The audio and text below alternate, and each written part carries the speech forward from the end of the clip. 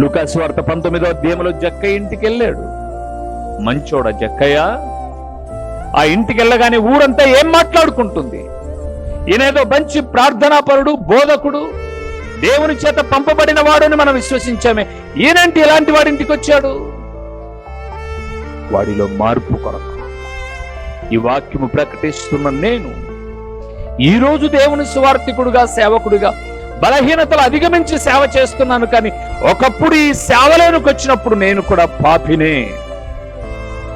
అందుకే పౌలు భక్తుడు అన్నాడు, పాపులలో ప్రధాన పాపినైన నన్ను అన్నాడు. ఒకవేళ ఈ వాక్యం చెప్పవలసి వస్తున్నప్పుడు నేను కూడా చెప్పగలను, పాపులలో ప్రధానుడను నన్ను ప్రేమించాడు నా దేవుడు.